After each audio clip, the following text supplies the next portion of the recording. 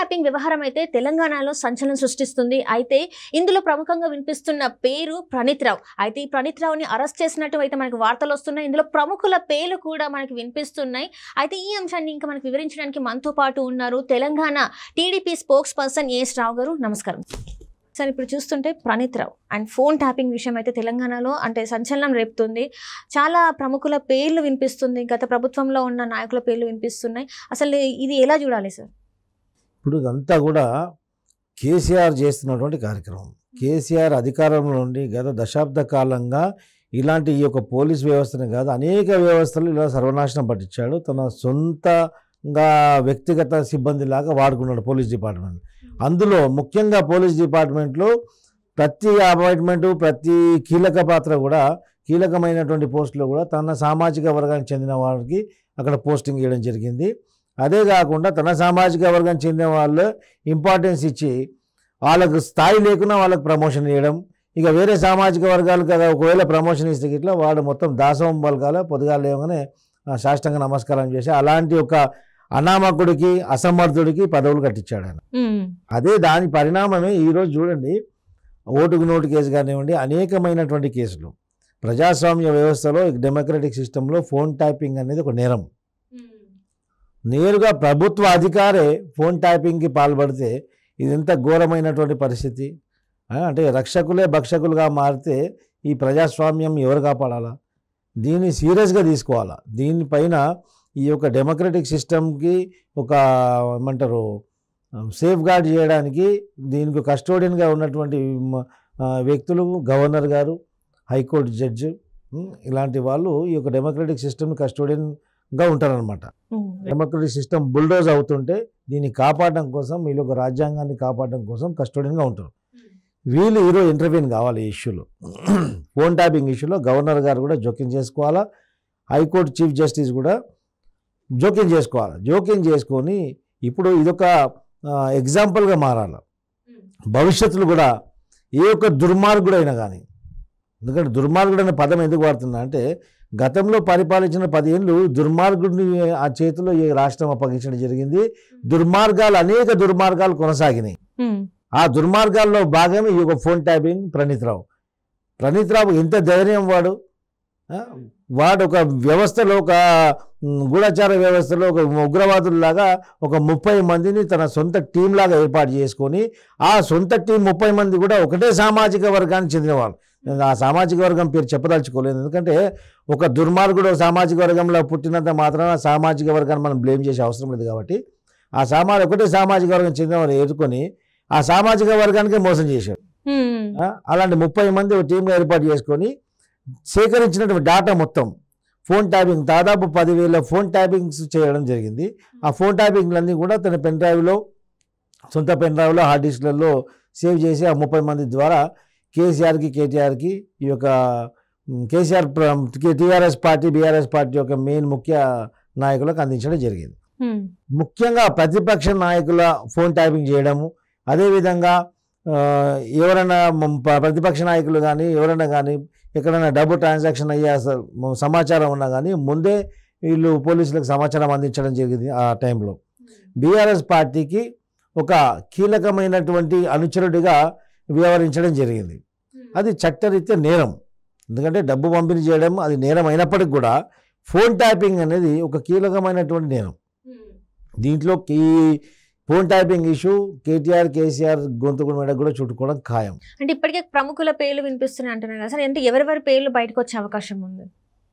ఎవరెవరి పేర్లు అంటే ముఖ్యంగా గత 10 సంవత్సరాల నుంచి ఈ యొక్క డబ్బు ట్రాన్సాక్షను ఈ యొక్క డబ్బు పంపిణీ అన్ని చూసేది కేసీఆర్కి అనుకూలమైనటువంటి వ్యక్తులు. మైహోం రామేశ్వరరావు ఒకడు, చిన్నజీఆర్ స్వామి ఒకడు, ఇలాంటి వ్యక్తులందరూ కూడా కేసీఆర్కి అనుకూలంగా ఉన్నటువంటి వ్యక్తులు. ఇలాంటి వ్యక్తులకి ఫోన్ ట్యాపింగ్ చేయడము. ఇంకోటి బడా రియల్ ఎస్టేట్ వ్యాపారులు, mega Krishna Reddy contractors, mega Krishna Reddy లాంటి కాంట్రాక్టర్స్ ఇంకా చాలామంది ఉన్నారు. చాలామంది ప్రముఖుల ఫోన్ ట్యాపింగ్ చేసి, అంటే ఈ ఎలక్షన్ టైంలో ఏమవుతుందంటే కొన్ని పార్టీలు కానీ రాజకీయ నాయకులు కానివ్వండి వాళ్ళ యొక్క ఆస్తులు కుదబెట్టి మార్టిగేజ్ చేసి కానీ చాలామంది రాజకీయ నాయకులు ఒక బడా వ్యాపారులను అప్పుగా తీసుకోవడం కూడా జరుగుతుంది. అది నేను ఎన్నికల్లో పంచడానికి తీసుకుని నేను చెప్పట్లేదు. వాళ్ళు డబ్బులు పంపిణీ చేసిన పట్టుకోవడం ఆ విధంగా చెప్పట్లేదు నేను. బడా వ్యాపారుల దగ్గరికి వెళ్ళి చాలామంది రాజకీయ నాయకులు అప్పుగా కొంత డబ్బు తీసుకోవడం జరుగుతుంది. మళ్ళీ ఎన్నికలైన తర్వాత వాళ్ళ ప్రాపర్టీస్ వాళ్ళ బిజినెస్లో ఎక్కడో చేసి వాళ్ళకి ఇవ్వడం జరుగుతుంది. ఇది యూజువల్గా జరిగే ఇష్యూస్ ఎలక్షన్ టైంలో. అలాంటి ఎలక్షన్ టైంలో ఎవరెవరికి సహకరిస్తారని చెప్పేసి ఒక సీక్రెట్గా ఇన్ఫర్మేషన్ గ్యాదర్ చేసి వాళ్లకు సహకరించే వాళ్ళని సహకరించకుండా చేయకుండా పన్నినటువంటి పన్నాగం కేసీఆర్ది ఇది. ఆ పన్నాగంలో ముఖ్య పాత్ర వహించింది ప్రణీత్ రావు.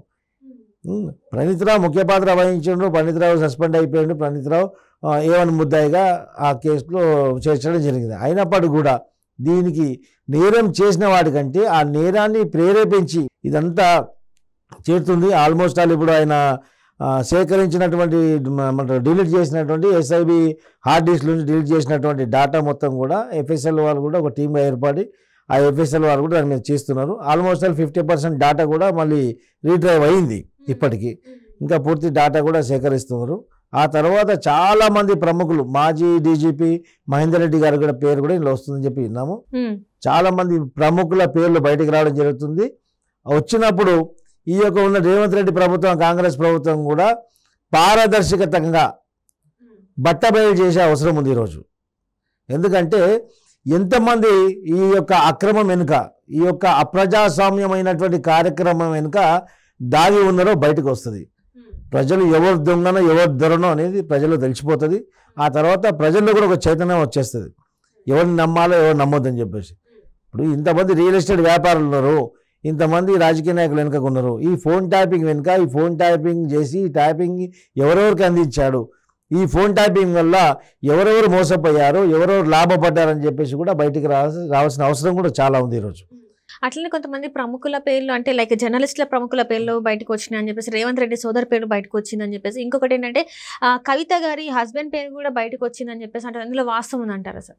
చూడమ్మా, రేవంత్ రెడ్డి గారి సోదరు తిరుపతి రెడ్డి గారి పేరు బయటకు వచ్చింది చెప్తున్నాను. నేనేమని చెప్పిన ఇంతకు రాజకీయ నాయకులు ఎలక్షన్లో నిలబడ్డప్పుడు ఎలక్షన్ టైంలో కొంతమంది బడా నాయకుల దగ్గర నుంచి బడా వ్యాపారుల దగ్గర నుంచి కొంత అప్పుగా తీసుకోవడం జరుగుతుంది, హ్యాండ్ లోన్గా తీసుకోవడం జరుగుతుంది. అలాంటప్పుడు కొంతమంది రియల్ ఎస్టేట్ వ్యాపారులకు కాంటాక్ట్లు రావడం జరుగుతుంది. ఆ కాంటాక్ట్లు వచ్చిన వెంబడే ఇలాంటి నంబర్స్ వాళ్ళు ట్యాపింగ్లో పెట్టి స్క్రూటనీలో పెట్టిన తర్వాత ఎవరు ఈ పలానా వ్యక్తి పలానా మనిషికి ఫోన్ చేశాడు, పలానా మనిషి ఇంత డబ్బు అడిగాడు అంటే ఈ డబ్బు అందించడం జరుగుతుంది. అంటే ఆ డబ్బు అందించే క్రమంలో పట్టుకోవడమా లేకుంటే అందించకుండా చేయడమా ఏదో ఒకటి. ప్రతిపక్షాలని రాజకీయ రంగంలో ఉండకుండా వాళ్ళని వీక్ చేయడానికి ఇది పడినటువంటి పన్నాగం. ఎందుకంటే ప్రజల్లో ఓటు కొనుక్కోవడానికి డబ్బు పంచడం అది వేరే, అది ఒక నేరం. కానీ ఎన్నికలో నిల్చొని ఖర్చు పెట్టంటే రకరకాల ఖర్చులు ఉంటాయి. ఆ ఖర్చులకు ఆ యొక్క ఎక్స్పెండిచర్ మీట్ కావడానికి కొంతమంది రాజకీయ నాయకులు లిక్విడ్ క్యాష్ లేకపోకుండా వల్ల లేకపోవచ్చు, ఇంకా వేరే ఉండొచ్చు కారణంగా. ఉదాహరణకు జగ్గారెడ్డి చూడండి, సంగారెడ్డి జగ్గారెడ్డి